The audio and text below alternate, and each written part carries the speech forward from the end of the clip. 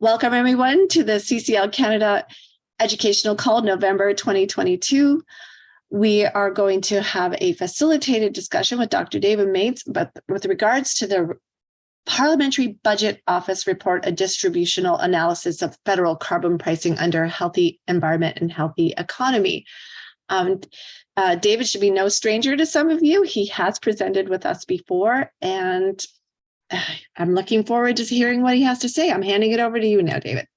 Okay, I'll hit the share screen here. And yeah, this is going to be fairly informal. I've got a dozen slides or so. It should take 15, maybe at the most 20 minutes to go through this. And that should hopefully leave a fair amount of time for discussion. So as everybody's aware, this year, the Parliamentary Budget Office came out with a report on the projected costs of carbon pricing to your average Canadian family in the provinces in the country where the federal backstop is in place. So before getting into that, just going to very quick high-level summary of a recent poll on what your average Canadian family thinks of climate action. And yeah, the vast majority of people in Canada now agree that the Earth is indeed warming and that anthropogenic or human activity is the cause. And most people are of the opinion that governments need to do more to reduce emissions. But after that, it gets a little fuzzy. In general, people prefer rules and regulations and subsidies over carbon pricing as a mechanism to reduce emissions. I would wager that if you change that question around and ask people, would you prefer the most cost-effective way to deal with emission reduction, they would say yes. And then finally, the majority of Canadians simply don't understand how carbon pricing works. And they're concerned, they've got their own busy lives, they're concerned with costs and the impacts on their household budgets. And last week, this cartoon came out and was published in papers across the country. And you could almost say that the gentleman in the middle, there's some reality here. He's looking at this and going, I don't quite get what this is all about. And I'm concerned that, yeah, is this the best way to spend money on this particular problem? So that brings us to the Parliamentary Budget Office.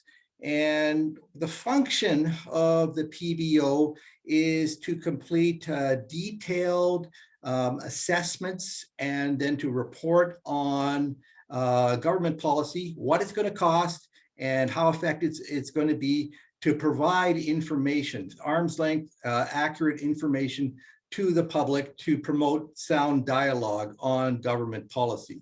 So then the question is, how did they perform on this report with regard to the cost of carbon pricing?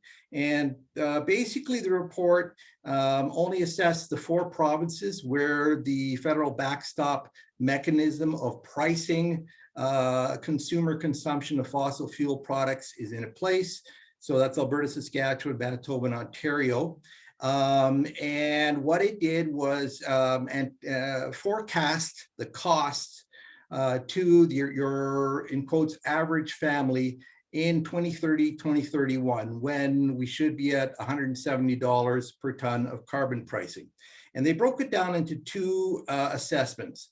First is fiscal impact only. So what that means is it's a simple assessment of the money that a family would pay out for carbon tax applied to fossil fuel consumption, and the money that they would get back as a rebate. And this has been done many times over and over. And this is consistent with other assessments in that your average family is going to benefit if you just look at fiscal impact only. So what the PBO did was, no, there's going to be other impacts here on family costs, and it lumped these together and called them economic impacts. So this will be, for instance, impacts on costs of goods and services, wages, tax implications outside of the carbon tax, etc. And when they did this, the conclusion was that these other economic impacts would outweigh any financial benefit of the carbon pricing itself. And that's what these red bars represent. And these are fairly high numbers compared to other modeling in terms of the overall cost of climate action in Canada. And there has been some concerns raised with these relatively high numbers. And I'll get into that a little deeper in just a second.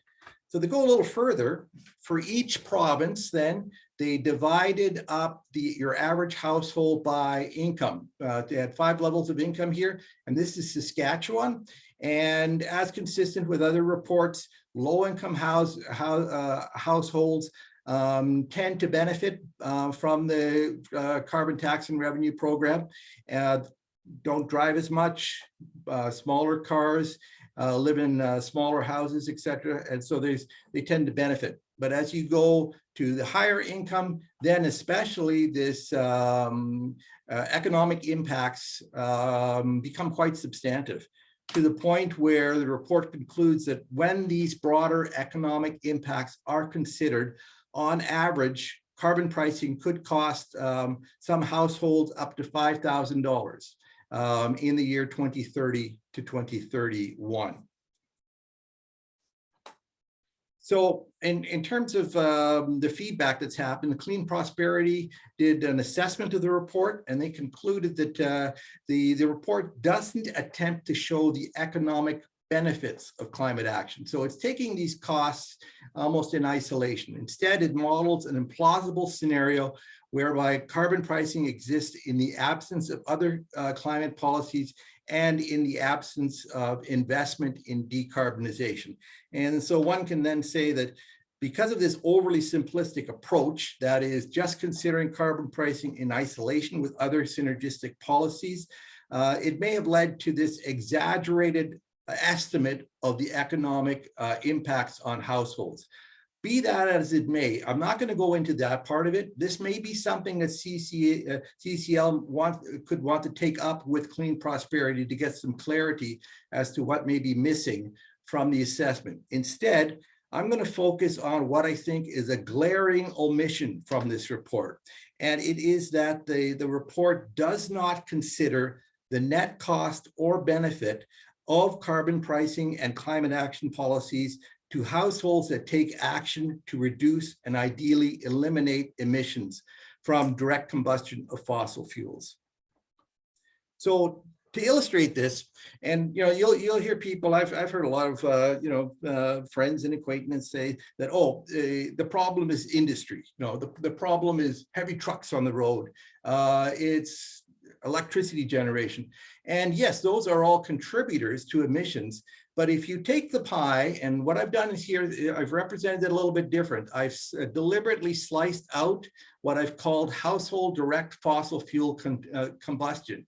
So this is driving your car on the road and heating your house. And it is substantive. It's basically equivalent to all of the remaining transport modes: heavy-duty trucks, rail, marine, and air, and it's a little less than emissions from oil and gas. So ordinary citizens in their daily lives are major contributors to the total amount of greenhouse gases that are emitted in this country. And so what can be done about it? Households are part of the game.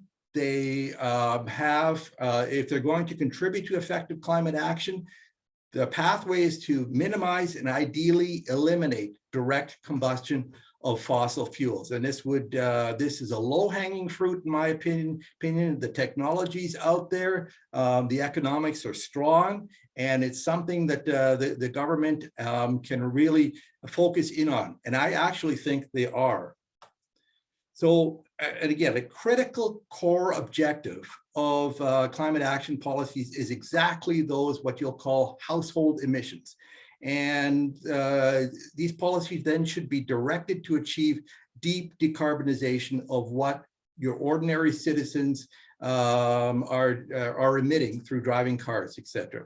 And so taken together, what has to be done here. And people will say, oh, it's so complicated. My life is going to be so different. Actually, it's not. What you have to do, switch your vehicle. It's a must. There's emissions from driving passenger cars account for, I think it's 11% of total national emissions, and those are ordinary citizens driving their vehicles around. And then secondly, eliminate emissions from home heating. And by installing zero emission home heating equipment, the obvious one is cold weather heat pumps. This technology is now well advanced and it's ready to go. And this would occur along with improving energy efficiencies of your home, windows, doors, insulation, etc., as needed to make these heat pumps work as efficiently as possible in our cold climate. Okay, so I'm going to back up for just a second here. I'm not going to do the PBO's job, especially in this short presentation here. I don't have the expertise, the software, the databases, etc. But what I am going to do is a case study of what it's going to cost for one household. That household is mine. I live here in Saskatoon, Saskatchewan, and we've taken the logical steps to minimize, and we won't be able to cut our emissions completely. And I've costed everything out, and I can present that assessment, which I'll do right now. And so what we've done is we have swapped our internal combustion engine vehicle for a battery electric vehicle. And what I've done then is forecasted the costs and savings of that swap out using the consumer reports that came out in a consumer report that came out in 2020, assessing the relative costs of a battery electric vehicle versus an internal combustion engine vehicle. And in that report, it's fairly straightforward. It's going to cost about 25% more as a premium to purchase the electric vehicle relative to a comparable internal combustion engine vehicle. You could argue that that differential price is coming down, but I just left it as such. The consumer reports came out of the States, lower cost of gas, and they're saying you're going to see about a 63% savings in cost of gasoline over 10 years. I'm tracking my savings and it's closer to 75%. We have higher cost of gas, but I left that at 63% to be consistent with the report. There's enough information here to conclude that you're going to save about 50% of your maintenance costs with an electric vehicle compared to a gasoline vehicle. So that's the economics behind the gas vehicle. We also installed a high efficiency cold weather heat pump, and we upgraded our home installation. And this was done under the Greener Homes program. We had an inspector came in, he made some recommendations for upgrading our installation, followed through with that, and then we installed the heat pump. So these are the two things we bought. And just a couple things about, everyone talks about efficiencies. An electric vehicle, about 80% of the energy used to charge the vehicle actually goes to propelling the vehicle forward. They're extremely efficient. And if you've got a gas vehicle, you know, you're lucky if you're at about 20% efficiency. Most of that energy of combustion of gasoline is dissipated as heat. My dog agrees. And then on the right is our heat pump. And heat pump technology has been around for a long time. It basically uses a compressor and refrigerant to transfer thermal energy from the air outside of a building to the air inside of a building. And the only energy that's actually consumed is to drive the compressor. And you can get up to about a 500% energy efficiency with a heat pump, meaning that for every unit of electricity, a unit of energy to power the compressor, you get about 5 units of energy transfer to heat your home. That efficiency drops as the temperature drops, and it gets down to about 1:1, around minus 20 or so. Very recently, the United States government sponsored, you might call it a contest of the major manufacturers to come up with a design for an extremely efficient heat pump, and one of the companies, Train, was successful in developing a heat pump that works all the way down to minus 30 degrees Celsius. Again, the efficiency drops as you go lower, but the utility is there at extremely cold temperatures. The other aspect here is, how clean are these things to run? It all depends on what electricity we're using. Here in Saskatchewan, we've got the dirtiest electricity in the country, and we're really only seeing a savings in emissions at warmer temperatures, where the heat pump is working extremely efficient.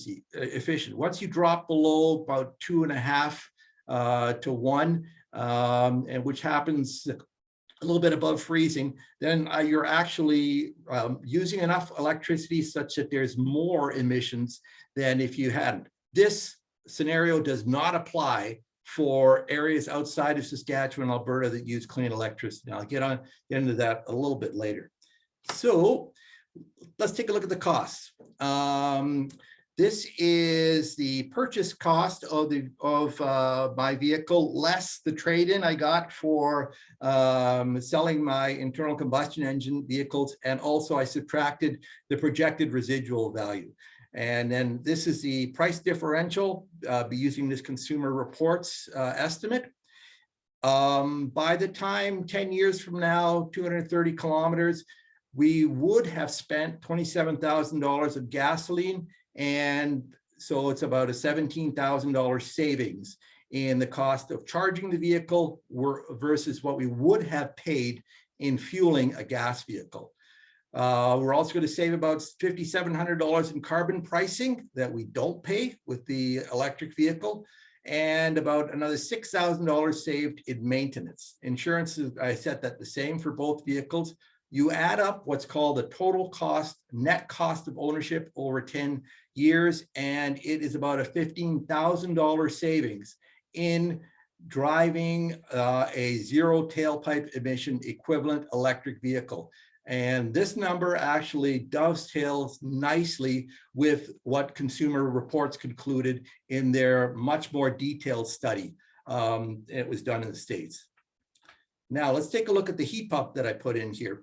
It's about $8,000, spend another $1,600 on installation and home inspection.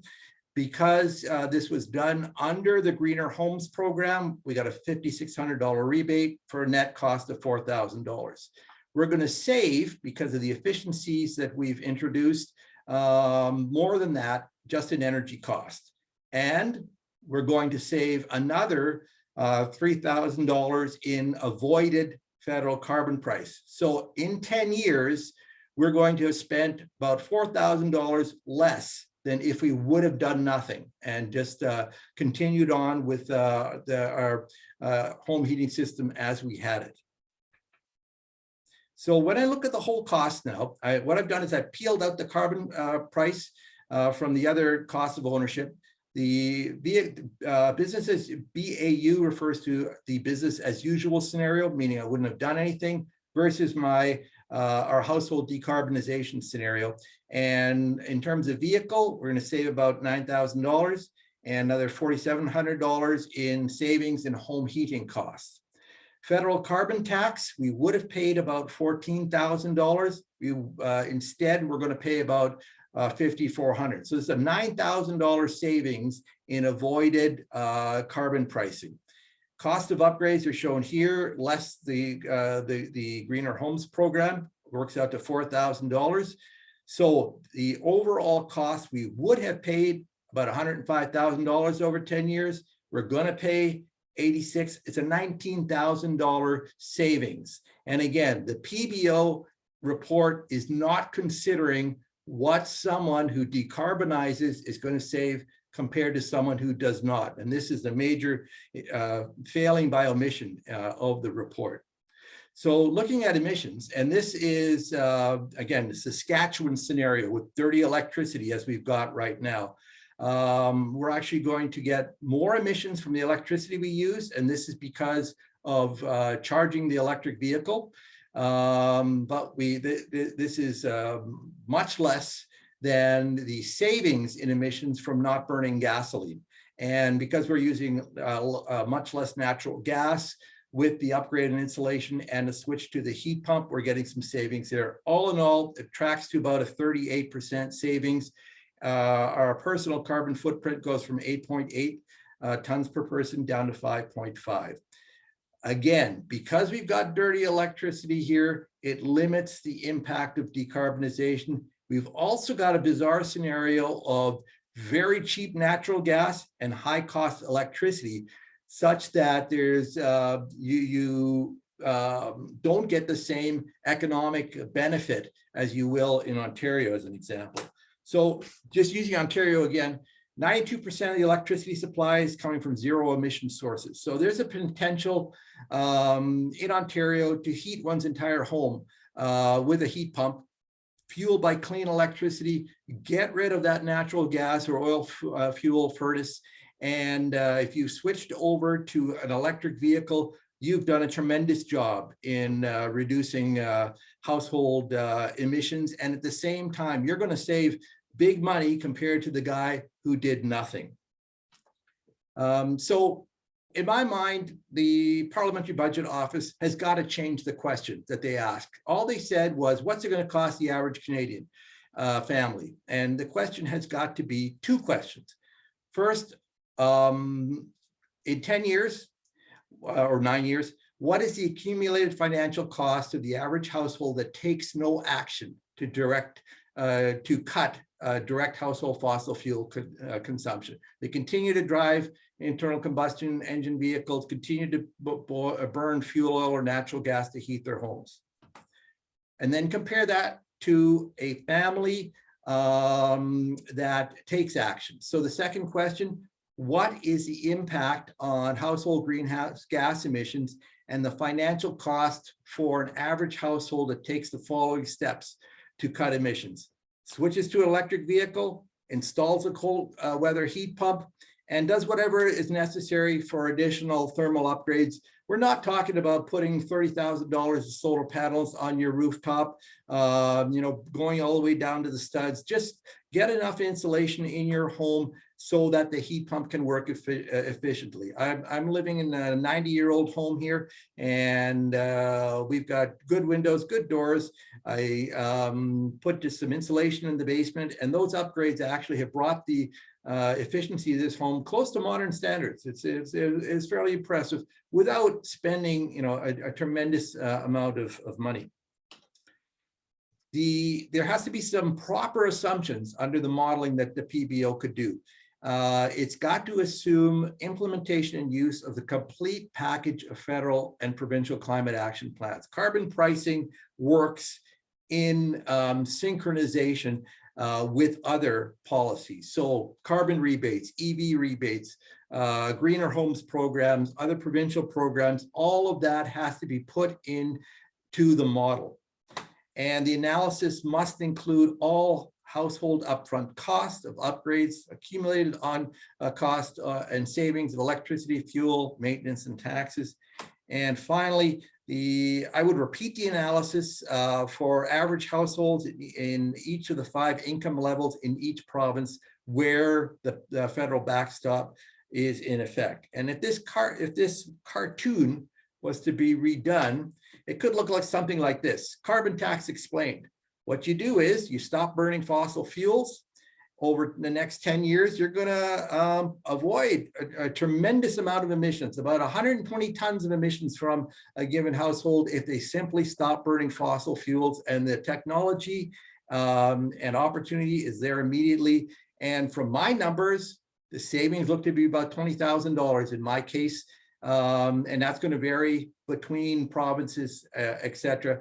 But I think this misinformation or lack of understanding, a proper PBO report can go a long way to clarifying this.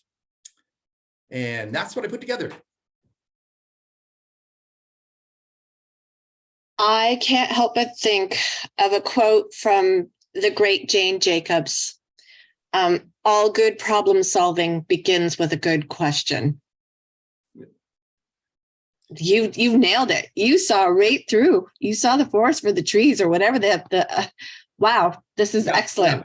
Thank you. Yeah, when the report came out, I was like a little bit astounded, like because the idea of all of the policies is to incentivize decarbonization, and then so it becomes quite obvious then.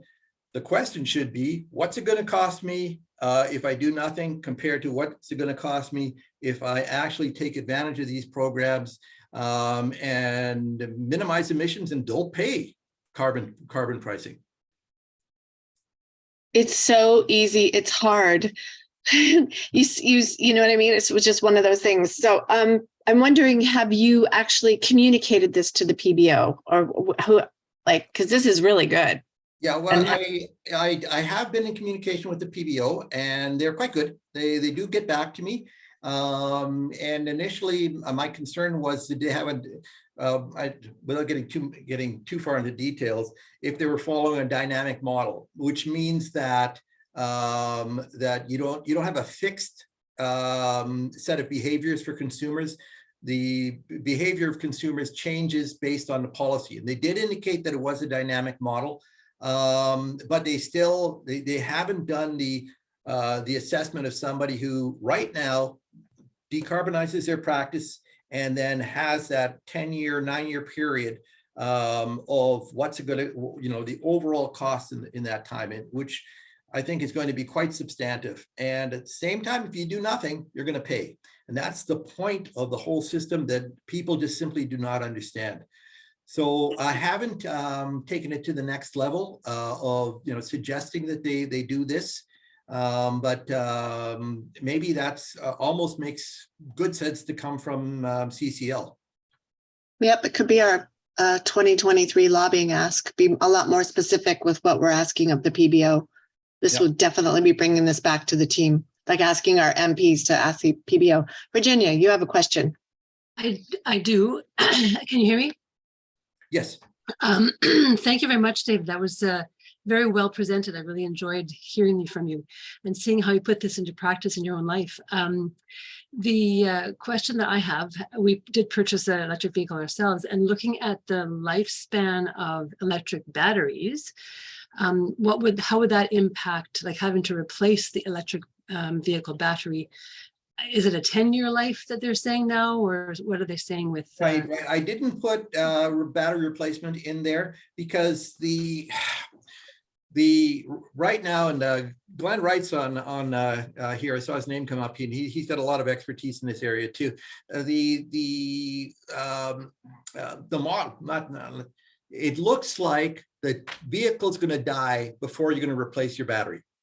You're going to get a loss of state of charge, and that gradually goes down. But it's not going to be the point where this thing's no good anymore. And the batteries, the word is that the batteries are going to outlast the vehicles themselves. Glenn, can you turn on your? Oh, don't know.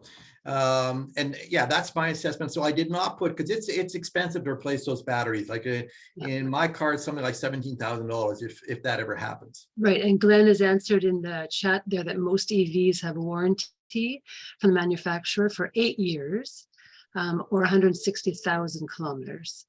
Yeah, and I think that's based on 30% decline state of charge.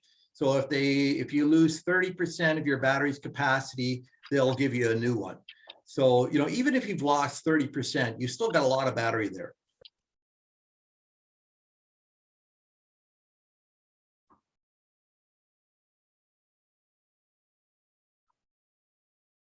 So Glenn maybe has something to add. Sorry, when I turned my video on, I got kicked out, so I'm not sure if it, but yes, I think David's right. The cars generally will outlast the battery before it needs replacement, especially in provinces where they used a lot of salt and sand to combat, icy conditions. Generally, the cars are still going to rust out likely before you need to get a battery replacement.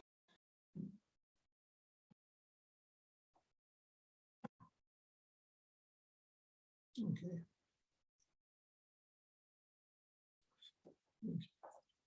Should I leave this cartoon up or stop the share and just? What do you guys think? I like the cartoon, but you've got three hands up. Whatever's easiest for whatever you feel. You're running the show, David. Oh, I am? Oh, okay. You are. Okay, how do I look at that? I hit participants and I look at their hands. Okay, I think Jeff was first. okay, That does matter. okay. Oh, so I have to, Kathy, can you turn them on? Sorry about that. First of all, thanks for the presentation. We all knew something was missing from the PBO budget, but report. It's nice to have an indication of what it is that's missing. It'll help our advocacy measures with focus.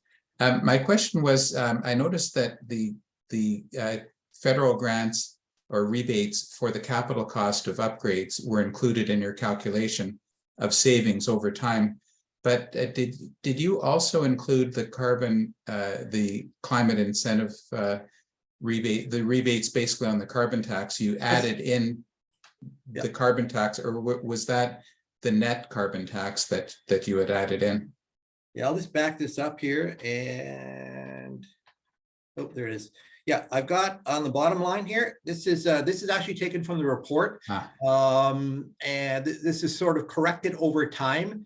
One of the questions is, at $170 a ton, that's going to decline if we have some change in behavior because there'd be less money coming in. So that's corrected. It's obviously the same regardless of what you do. So in Saskatchewan, it's estimated that it'll accumulate to about $20,000 by this, the date that I picked was March 31st, 2031, which would be the last date of the planned carbon taxing pricing going up to 170. After that, we don't know what's happening. So I left that date, but yes, that's in there.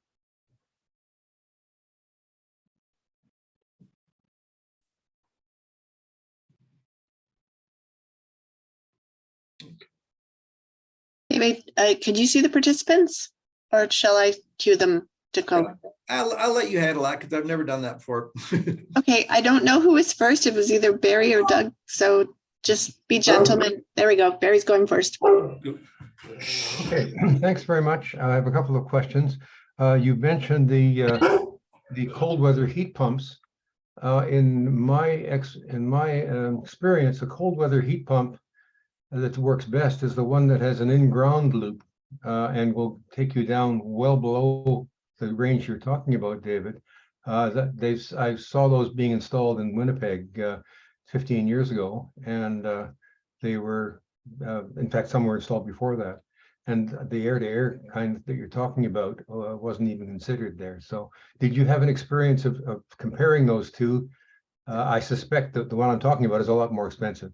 Yeah, what I specifically focused on the air-to-air heat pump because that is the technology that is affordable to your average home owner. And for instance, the Greener Home program, I don't even think they have those ground source heat pumps under something that qualifies for a rebate. Everything is air-to-air heat pumps, and while there are people who'll say, "Oh, those things don't work in cold climates," they've really improved the efficiencies. So it's a matter of practicality. There's other ways of doing it, and but the air-to-air system, the technology has improved tremendously. Okay, thanks. I really want to thank you for running the thing all the way through, but I'm going to ask one more thing, if I may. Is that okay, Kathy? And that is, in Victoria, where I live now, by the way, that's not my backyard you're looking at behind me, that's a picture. But I used to live in Winnipeg, I now live in Victoria. And living in a situation in Victoria where I have to use my car a whole lot less than I used to. We drive, for instance, about 5,000 kilometers a year, where we used to drive 10, 15, 20,000 before. I would like to mention that that's an option that is increasingly available with public transit increasing. And it seems to me that a model, a Mark II or Mark III model of what you're talking about might well think about including that kind of option. There's also car sharing in our community, which I'm sure people have experienced elsewhere.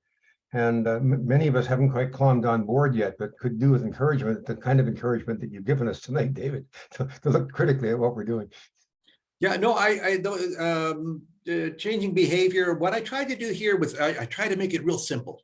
So, you know, a lot of people, sort of my experience is that they're, oh my whole life's going to be changed. You know, it's really not. If you're, you know, for instance, taking your kid to hockey, et cetera, you don't have to jump on the bus and figure out how to get them there. You can live the way you live right now. You just have to change the way you're doing it. The savings with electric vehicles, people look at the upfront price tag and they're put off, and they're not thinking past, you know, what's this thing going to cost me in 5 to 10 years? And yeah, I mean, to answer the question, yes, there are things that people as individuals can do. Some people will be all over it, and then there'll be others who, you know, this is my lifestyle, this is the way I live, and I don't want to change it. But yeah, you don't have to change it. You just have to change the way you're doing it, if that kind of follows through. Okay, Doug. Thanks, David. These are really helpful and quite encouraging. At the outset, you said you weren't going to address what the PBO had done in terms of their cost calculations, but I am curious if you have any insights as to what were they counting as these additional economic costs that led them to these very high costs for a household. Right. And that's where it's a little fuzzy. And I would, it actually, some of it starts to go over my head because I'm not an economist. And that's why I wanted to specifically not get into where they may be making some mistakes on these broader economic costs.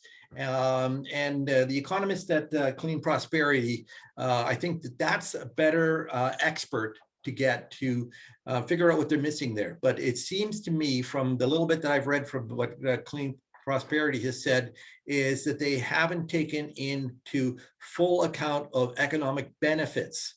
It's going to take a small army of skilled workmen to install all of the wind turbines and solar panels, et cetera, and upgrade people's insulation in people's houses. And that's a lot of employment. And the modeling that I've seen says we're going to require more employment, not less, in the transition away from oil and gas to electrification and renewables. And I'm not sure that they captured that. And again, I would ask Clean Prosperity to provide some more color on that area. Okay, thanks. Keith.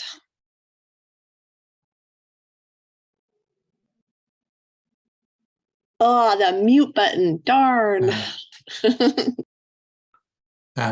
Did you call him? Oh, sorry. Yeah. Okay. Yeah, I put a question in chat, but I think you mostly answered it. But I was looking at, like, I know here in Clearwater, there's a lot of resistance against the carbon tax and decarbonizing, and people say, like you were saying, David, there's just, it isn't workable. It's going to cost too much, and so I was kind of wondering. It seems to me that your scenario here really points out how different things would be if there wasn't any carbon tax and there wasn't a rebate, there was no dividend, because I think it would really change the numbers if there was no carbon tax and no rebates or dividends. I just want to. Yeah. I mean, the system that the federal government's come up with. I mean, this government actually has listened to the experts in designing the federal carbon tax and rebate program. You could argue that the money is better served going and investing in clean energy structures. I think that's politically very difficult. It's an easier sell if you do a full tax and rebate system. If you just taxed and then invested that money into it, that may be the best way to do it economically, but I think it's politically, it's untenable. But people just don't understand it. They just view this as how is this contributing to reducing emissions by taxing me? And that's kind of where it ends. And somehow the information's got to go out here. If you improve the efficiency of whatever you're doing, be it improve the efficiency of heating your home or driving your vehicle, you're going to save on the cost of doing that because it's more efficient, and you're also going to avoid paying carbon tax. You're going to benefit from the tax and rebate system. But it's just, people just don't understand that. I'll just make one observation too. Here in BC, we have a program for subsidizing heat pumps. And the last time I looked into it, like you have to go through a certified electrician, like someone who's certified to do this.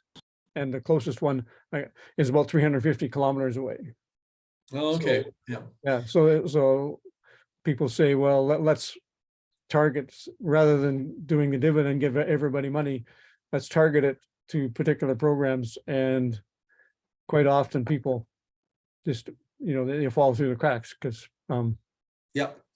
there is a new program that was just announced 2 weeks ago or so.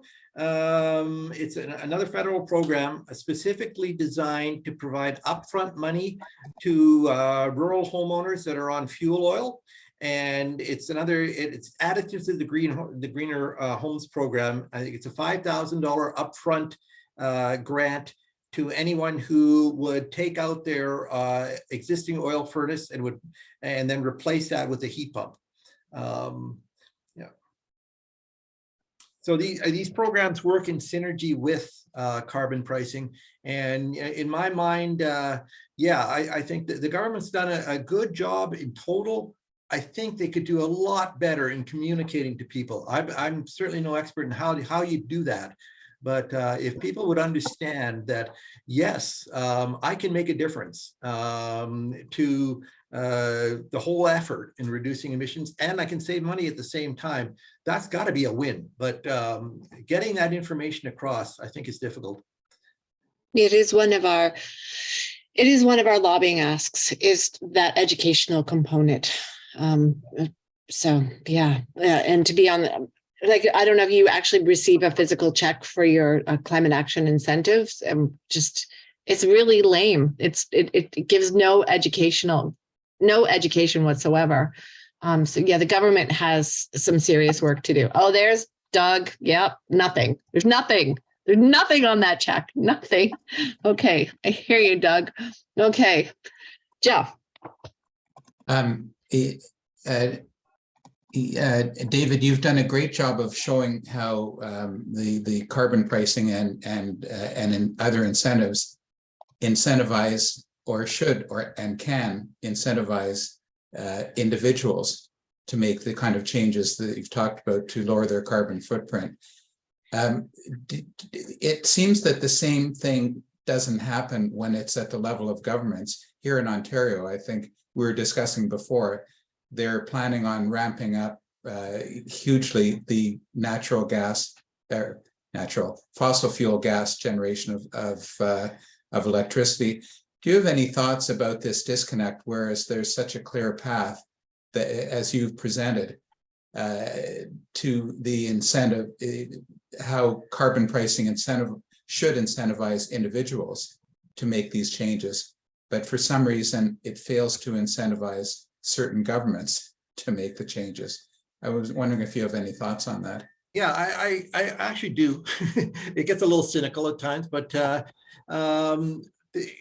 in this country right now, the federal government has obligations. We've got international commitments we've made to lower emissions. It doesn't translate to the provinces. The provinces have no skin in the game. It's basically up to you might call it the moral fiber or the ethics of that particular provincial government. And if they don't care, they're just going to look at natural gas and say that, yeah, natural gas is we can build a natural gas power plant here at a fraction of the cost. It's a perfectly known technology. We're not risking anything. Yeah, it's going to continue to emit. And what we're going to see here, I hate to say it, but a really ugly political battle, especially between Saskatchewan, Alberta, and the federal government over electricity.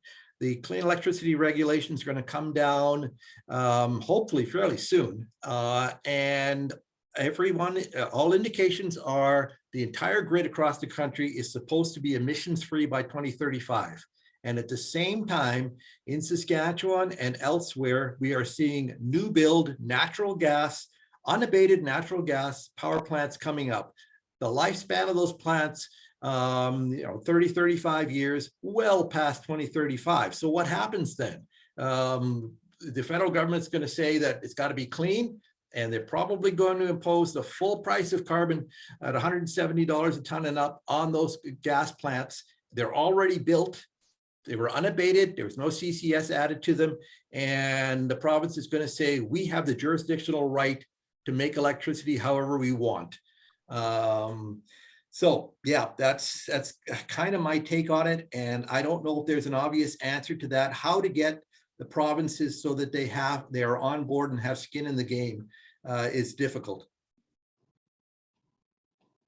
Yeah, it's like our government's captured by the fossil fuel industry, and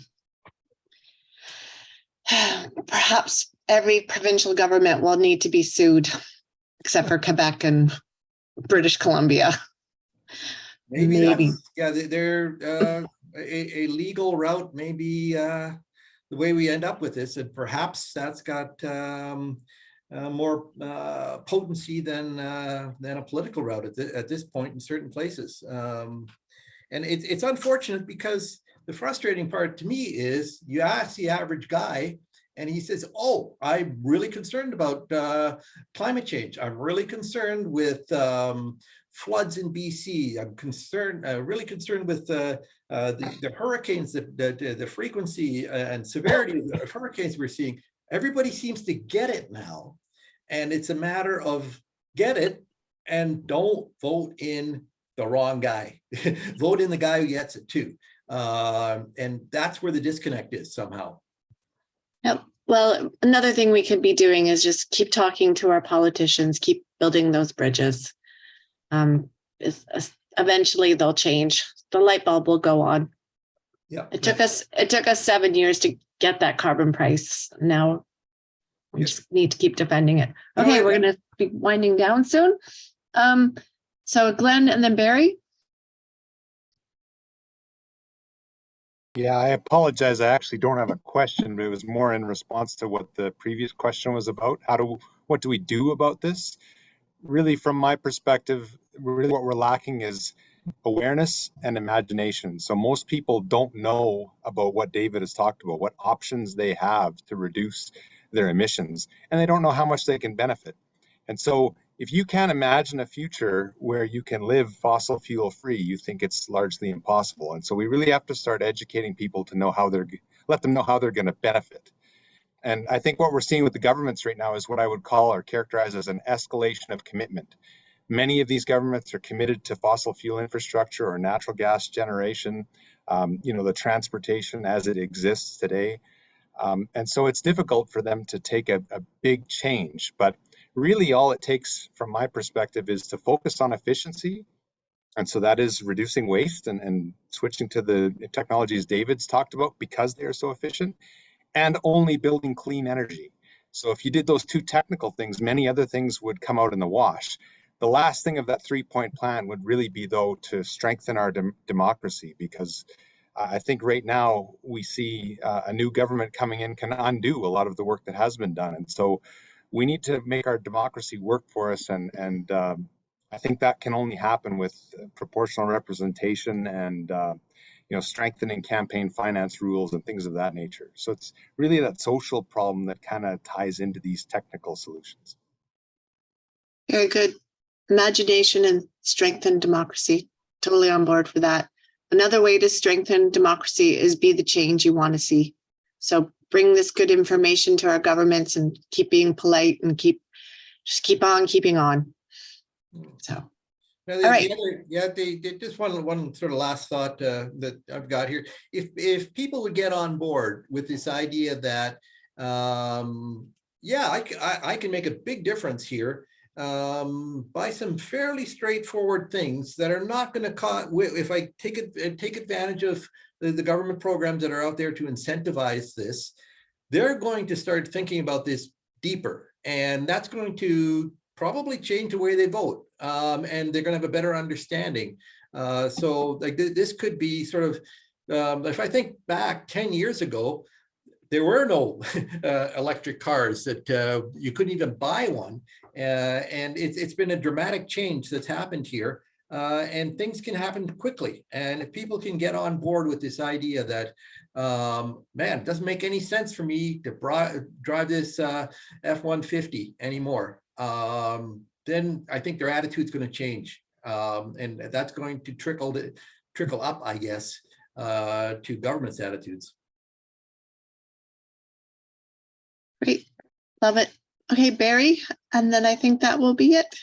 Thanks very much for taking another question from me, or another comment. I wanted to say that David mentioned a very interesting item there a minute ago, and that was about some provinces not having skin in the game. I'd beg to differ. All of us have one hell of a lot of skin in the game, because if we don't succeed in this program, we won't have a place to live anymore. We won't have a planet that's habitable. That is one hell of a lot of skin in the game, and it fits right in with what everybody else is saying about democracy and education and everything else. But I think that if it's expressed in those terms, and I hadn't thought of it in those terms, David, before you mentioned it, but it triggered something in my mind that I thought perhaps might be quite useful in terms of making the points that we have something that qualifies as skin in the game, and it's really, really important to understand that. Yeah, no, that's true. Absolutely true. Last comment goes to you, David, and thank you so much for this, but I'm giving you last comment, and thank you everyone for being here tonight. Okay. So, yeah, well, thanks for the opportunity. And Kathy and CCL, if you guys need any help with formulating some communication with the PBO, I can certainly help with that. Wonderful. We will certainly take you up on that amazing offer. And I am going to be posting this video on our website as well. So, and in the new year, I do imagine that we will be tweaking our question about what we would like from the PBO, I think. But well, we do it as a group, and I really think what you suggested is a great idea. And I love your 2 cartoons. And lastly, can you send me your slides, because they were great. Yeah, sure, will do. Okay, well, everybody, if you want to stop sharing your screen, and we can all wave goodbye, and it's always a nice way to end. Here we are. Well, bye, everybody. Thank you. We're winning. We're going to do this. Thank you, David. Okay, bye all. Bye-bye. Bye. Thanks, David. That was really good. Okay. Well, thanks again for the opportunity, Kathy. You're welcome. And Glenn, we'll be talking soon. Okay. Sounds good. Sounds great. Okay. Thanks, everyone. Bye, Virginia.